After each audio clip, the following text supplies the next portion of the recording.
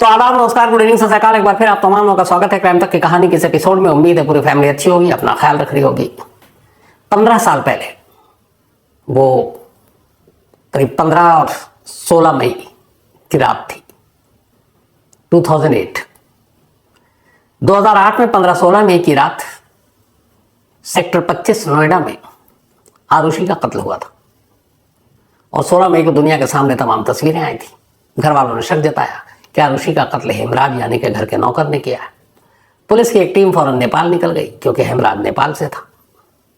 Police ढूंढती रही, 2 दिन बीत गए। 18 मई की सुबह उसी नोएडा सेक्टर 25 के L32 मकान नंबर जो फ्लैट था, पहली बार नोएडा पुलिस छत पर जाती है। और जिस हेमराज को ढूंढने के लिए टीम नेपाल में थी, वो हेमराज उस छत पर मुर्दा पड़ा था। 15 साल बीत गए इस बात को। इसको लेके बहुत सारी बातें हुई नोएडा पुलिस की पूरी इन्वेस्टिगेशन पे, सारी चीज़ों पर। और कहते हैं कि एक केस से आदमी सीखता है, लेकिन 15 साल बाद भी नोएडा पुलिस वैसी ही गलती की है। और इसी आरुषि की वजह से याद आया कि कुकू FM के ऑडियो बुक पर आप सुन सकते हैं। सिर्फ 2.5 किलोमीटर की दूरी है L32, जो आरुषि का घर हुआ करता था जलवायु विहार नोएडा सेक्टर 25 में। वहां से 2.5 किलोमीटर की दूरी पर है नोएडा सेक्टर 30। और इस नोएडा सेक्टर 30 में एक कोठी है, उस कोठी का नंबर है D40। सिर्फ 2.5 किलोमीटर दूर, 15 साल का फासला, लेकिन सेम कहानी, सेम शर्मिंदगी। इस D40 में रेणु सिन्हा नाम की 61 साल की एक महिला रहा करती थी। वो पेशे से एक वकील, अच्छे परिवार से। उनके जो एक भाई हैं, छोटे भाई अजय कुमार को आप में से बहुत सारे लोगों ने देखा होगा। बहुत ही सीनियर जर्नलिस्ट हैं। हमारे आज तक में भी उन्होंने करीब 10 साल काम किया, एंकरिंग की, एक न्यूज़ एंकर और साथ साथ जर्नलिस्ट। 9/11 को कवर करने वो US भी गए थे। इसके बाद उन्होंने कई और चैनल में काम किया। तो वो भी नोएडा में रहते हैं, अजय कुमार। जो रेणु सिन्हा है, इनकी शादी एक IAS अफसर से हुई थी, इंडियन इंफॉर्मेशन सर्विस। 86 बैच के अफसर थे नितिन नाथ सिन्हा। तो 86 बैच के अफसर थे, उनसे शादी हुई, दोनों को एक बेटा हुआ। पढ़ाई लिखाई के बाद बेटा अमेरिका चला गया और इस वक्त वो अमेरिका में नौकरी कर रहा है। अब यहाँ मियाँ बीवी यानी कि पति पत्नी नोएडा सेक्टर 30 के इस कोठी D40 में अकेले रह रहे थे। लेकिन इन दोनों के रिश्ते ठीक नहीं थे, इसलिए एक छत के नीचे रहते हुए भी दोनों अलग अलग रहते थे। पति पत्नी के बीच दूरियां पैदा हो चुकी थी। अब उसकी बहुत सारी वजह रही होंगी। बीच में पता चला कि रेणु सिन्हा कैंसर की मरीज है। उसके बाद कैंसर डिटेक्ट हुआ, उनका इलाज शुरू हुआ। ऊपर वाले का करिश्मा देखिए कि पिछले महीने ही डॉक्टर ने उन्हें कैंसर मुक्त करार दिया, कि जो कैंसर था उसका इलाज हो गया और अब वो बिल्कुल ठीक है। तो कैंसर की बीमारी दूर चली गई, पिछले महीने की बात। अब वो इसी घर में अपने पति के साथ रह रही हैं। और नितिन नाथ जो IAS अफसर थे, वो 86 बैच के, उन्होंने 98 में भी RS ले लिया, खुद से ही वॉलंटरी रिटायरमेंट। और इसके बाद वो अमेरिकी फर्म के साथ काम करने लगे। और यही दोनों रहते थे नोएडा सेक्टर 30 के इस कोठी में। एक रूटीन थी रेणु सिन्हा की, वो ये कि हर संडे को वो लंच के लिए अपने भाई अजय कुमार के घर जाया करती थी। अजय कुमार भी नोएडा में रहते हैं। तो हर संडे ये रूटीन, पाबंदी थी कि वो लंच अपने भाई के साथ करती थी। अभी जो संडे गुजरा 2 दिन पहले, उस संडे भी उन्हें लंच के लिए आना था। और आने से पहले वो हमेशा फ़ोन भी कर देती है अगर उन्हें कुछ खास उनकी पसंद का कुछ खाना बनाना हो। लेकिन इस संडे पहली बार हुआ इन इतने बरसों में कि उन्होंने फ़ोन नहीं किया। अब अजय कुमार ने फ़ोन किया, उन्होंने फ़ोन उठाया नहीं, घंटी बजती रही। इस चक्कर में कई घंटे निकल गए, पर वो ना आई ना उनका फ़ोन उठा। अब थोड़ी फिक्र होने लगी, तो अजय कुमार जी ने फिर अपने जीजा यानी कि नितिन नाथ को फ़ोन किया। उन्होंने फ़ोन उठा लिया। तो उन्होंने बताया कि आज दीदी घर नहीं आई है लंच पर। तो उन्होंने कहा मुझे नहीं मालूम, वो तो कल सुबह ही घर से निकली और उसके बाद से घर नहीं लौटी। अब ये सुनकर वो और घबरा गए कि कल सुबह से वो घर से निकली हों और ये पता नहीं, और उन्होंने बताया नहीं। फिर उन्हें लगा कि पति पत्नी में वैसे ही रिश्ते खराब थे, तो कम बात हुआ करती थी नितिन नाथ से। लेकिन अब ये फिक्र हुई। अब वो फ़ोन पे फ़ोन कर रहे हैं, रेणु जी फ़ोन नहीं उठा रही हैं। दोपहर के बाद फिर उन्होंने अपने जानकारों की मदद से मोबाइल को जब ट्रेस कराया तो पता चला कि लोकेशन तो उसी D40 कोठी के इर्द गिर्द का निकल रहा है। अब वो दोपहर को सेक्टर 20 थाने पहुंचते हैं, नोएडा के पुलिस स्टेशन, और वहां जाकर बताते हैं पूरी बात कैसे ऐसे। और हस्बैंड ने कहा कि वो कल से ही नहीं है, फोन उठा नहीं रही है। ये दोपहर की बात है, करीब 1-2 बजे की। नोएडा पुलिस भी एक आम केस समझ कर उसको कह रही है ठीक है हम ढूंढते हैं, ये करते हैं।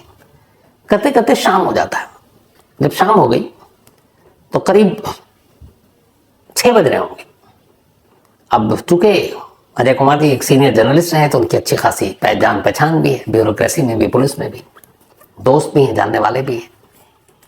तो फिर कुछ ऊपर से फोन गया, तब नोएडा पुलिस को लगा कि ये मामला थोड़ा हाई प्रोफाइल है। एक तरफ एक वकील हैं पेशे से, उनके हस्बैंड रिटायर्ड IAS अफसर हैं, जो खुद अजय कुमार एक सीनियर जर्नलिस्ट हैं।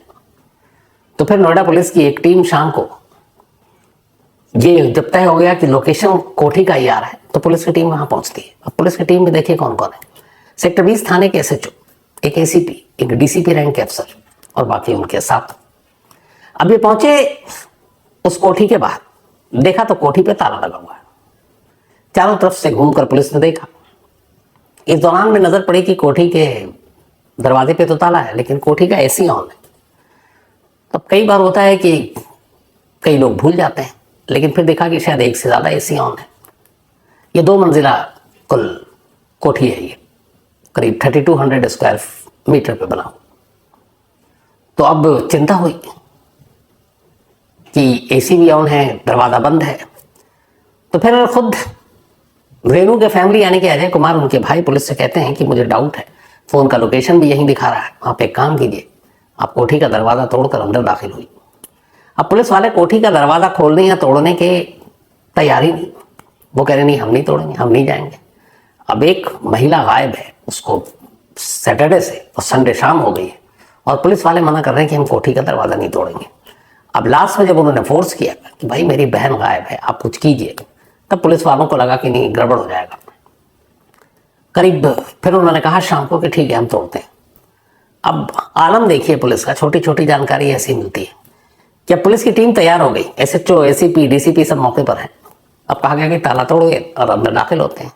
अब पुलिस वाले हाथ पैर झाड़ लेते हैं, कहते तोड़ना तो है पर इसको किससे तोड़े, हमारे पास तो कोई औजार, कोई हथियार है नहीं इस तरह का, आप ही कुछ इंतजाम कीजिए। अब वो शख्स जो अपनी बहन के लिए परेशान घूम रहा है, इधर से उधर भटक रहा है, किसी तरह से पुलिस वालों को लेकर कोठी तक पहुंचता है। वहां पर फिर भी पुलिस से कहता है कि आप तोड़िए, खोलिए, अंदर देखिए।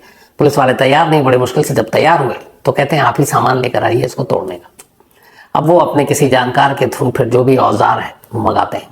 पुलिस वाले नहीं खड़े हुए तमाशबीन की तरह। जब वो आता है तो अब फिर दरवाजा और ताला तोड़ा जाता है। तोड़ने के बाद पुलिस की टीम अंदर दाखिल होती है। 2 फ्लोर है, फर्स्ट और सेकंड। जब अंदर दाखिल होते हैं तो हर चीज कमरे में करीने से जैसे होनी चाहिए वैसी ही थी, कोई उलट पुलट कुछ नहीं।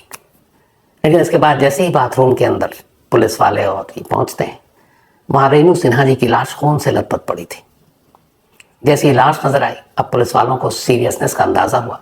उन्होंने फौरन फॉरेंसिक टीम और डॉग स्क्वाड को बुलाया। डॉग स्क्वाड आया, फॉरेंसिक टीम आई। आप लोग बहुत सारे दूर से इन चीजों को नहीं देखते हैं, कई बार लगता है फॉरेंसिक टीम आती है, डॉग स्क्वाड क्या करते हैं ये लोग। सिर्फ 15 मिनट फॉरेंसिक की टीम आई, बाथरूम में लाश पड़ी थी, बाथरूम के इर्द गिर्द और इधर उधर। 15 मिनट में उन्होंने अपना काम निपटाया और कोठी से बाहर निकल गए। सिर्फ 15 मिनट। अब अंदाजा लगाए कि इन 15 मिनट में क्या क्या होगा। इतना टाइम तो बैग खोलने, अपना इक्विपमेंट्स निकालने, बाकी चीजों में ही लग जाता। बट ऐसा होता है। 15 मिनट में निकल गए। डॉग स्क्वाड जो आया उसने भी इधर उधर उसको घुमाया, वो भी निकल गया। अब पुलिस वाले हैं, उन्होंने लाश उठाई, लाश उठाकर हॉस्पिटल भेजा। कोठी का दरवाजा बंद, वापस पुलिस स्टेशन। रिश्तेदारों से कहा गया चलिए अब आप रिपोर्ट लिखाई। अब कातिल नहीं है।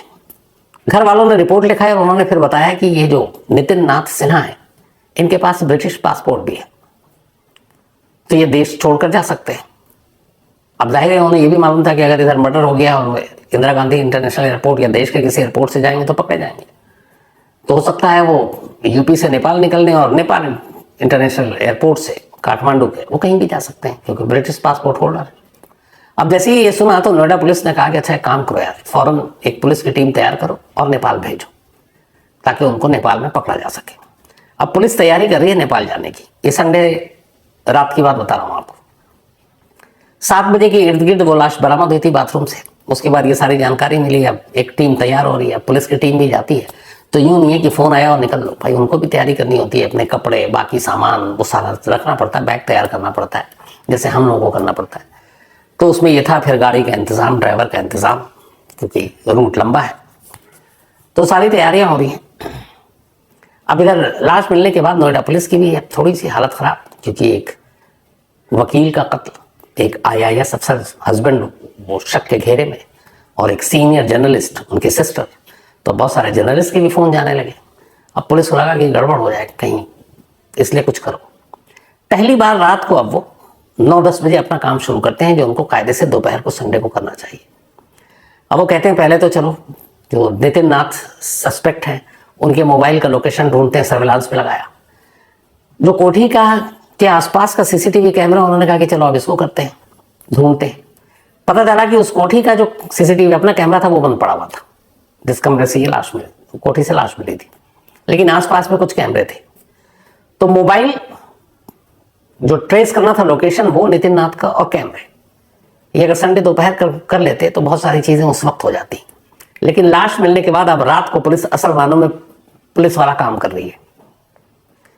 जब कैमरा देखा तो पुलिस चौंक उठी, देखा कि नितिन नाथ सैटरडे को आखिरी बार कोठी के अंदर दाखिल हुए और उसके बाद से वो कोठी के बाहर निकले ही नहीं। तो कोठी के बाहर नहीं निकले तो फिर कहाँ गए? दूसरा, जब उनके मोबाइल को ट्रेस किया गया तो पता चला कि सैटरडे से लेकर अभी तक उनके मोबाइल का लोकेशन उस सेक्टर 30 के मोबाइल टावर जो है उसमें वही दिखा रहा, कोठी के इर्द गिर्द। तो टावर से भी ये पता चल रहा है कि मोबाइल का लोकेशन कोठी के पास, और CCTV कैमरा कह रहा है कि ये कोठी से अंदर जब गए तो उसका से बाहर निकले नहीं।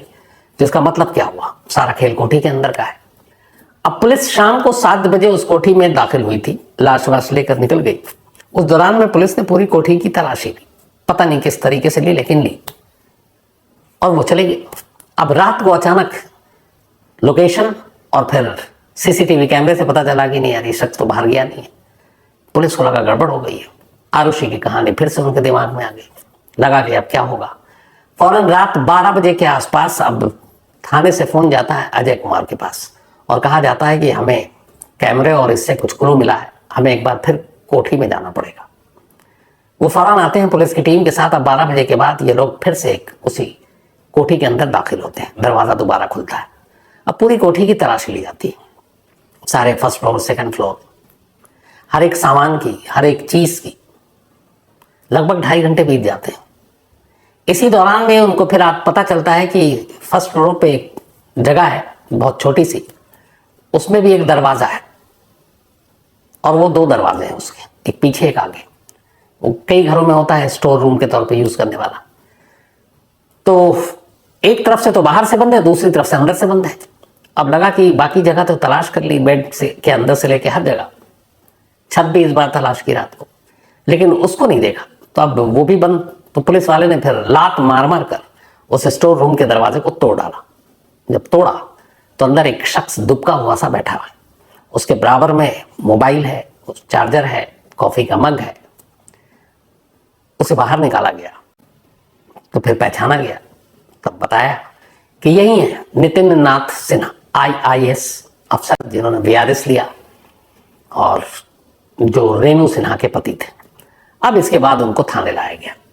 अब यहाँ कहानी देखिए कि पुलिस शाम को पहुंची, 7 बजे लाश मिली, पूरे कोठी की तलाशी ली।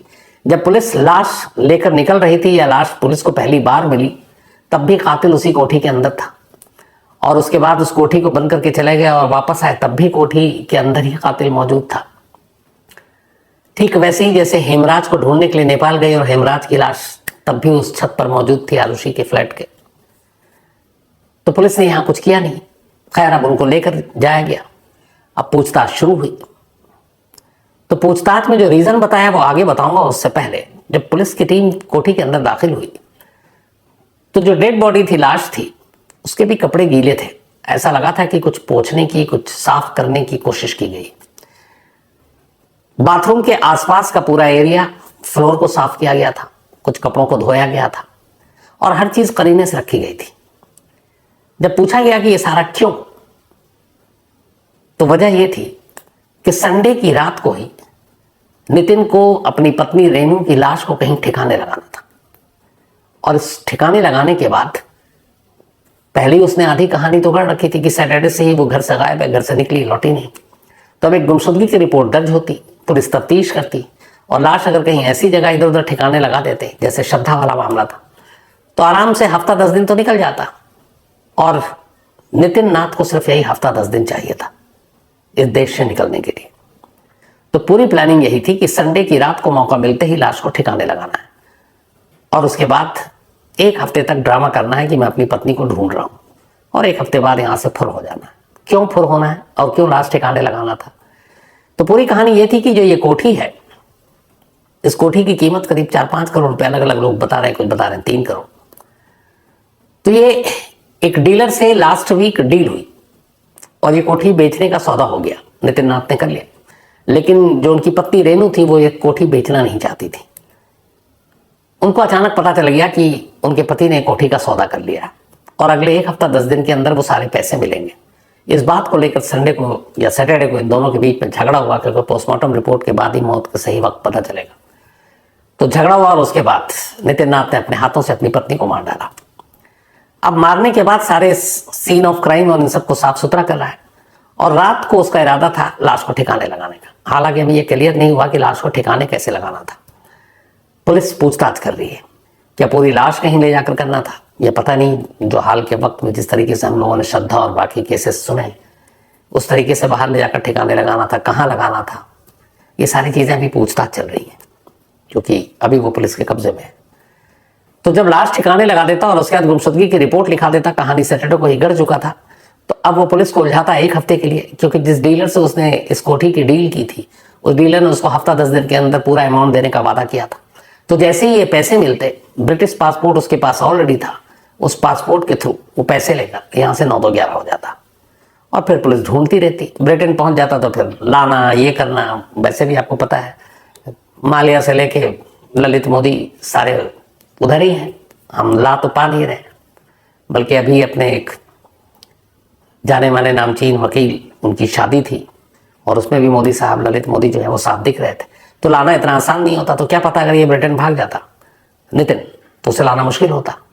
तो खैर वक्त से पहले ये सारी चीजें हो गई, और अब वो पुलिस की गिरफ्त में है।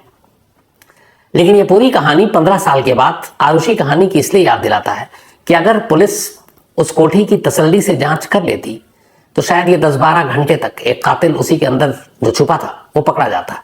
और अगर उसका इरादा भागने का होता तो ये मौका मिला था, वो भाग जाता, फिर पुलिस लकीरें पीटती रहती। तो ये बहुत बड़ी एक लापरवाही भी थी, गलती भी थी। और वैसे भी कहते हैं कि जो सीन ऑफ क्राइम होता है, किसी भी केस को सुलझाने के लिए सबसे इंपॉर्टेंट चीज होती है उसकी जमीन, उसकी फर्श, उसकी दीवारें। वहीं से आपको सबूत मिलता है। और पुलिस ऐसी जगह पर एक एक चीज जहां तलाशी लेनी चाहिए, वहां ये लापरवाही, इस हद तक लापरवाही। और उसी से 2.5 किलोमीटर दूर सेक्टर 25, 15 साल पहले 2008, 15-16 मई की रात, आरुषि केस के बाद हेमराज के केस की वजह से नोएडा पुलिस की फजीहत हो चुकी थी। तो कम से कम उन्हें अपनी वो फजीहत भी याद रखनी चाहिए थी। और इतने सीनियर अफसर, एसीपी, डीसीपी रैंक के मौके पे मौजूद हैं, पर उन्होंने भी अपना दिमाग नहीं चलाया। वो तो शुक्र है कि कातिल भागा नहीं। अगर भाग लेता तो यही है कि एक दूसरे के ऊपर ये सारी चीजें डाल देते और ये मामला यूं ही रहता। तो ये थी वो कहानी। इस कहानी के जरिए पुलिस कैसे काम करती है, मैंने असल में आपको वो बताने की कोशिश की थी। और खास तौर पर ये तो चलिए बड़े बड़े इसमें लोग थे सारे, छोटे मोटे जो केस गांव देहात या छोटे कस्बों में, शहरों में होता है, जो आम लोग होते हैं, वहां पे अगर कोई इस तरह से गुम हो, किसी घर में हो, कोई पुलिस वाले के पास जाता है, तो कितनी बार स्पॉट पर जाता है, नहीं जाता है, क्या करता है, इसका अंदाजा आप बेहतरीन तरीके से लगा सकते हैं कि पुलिस कैसे काम करती है। तो ये थी आज की कहानी।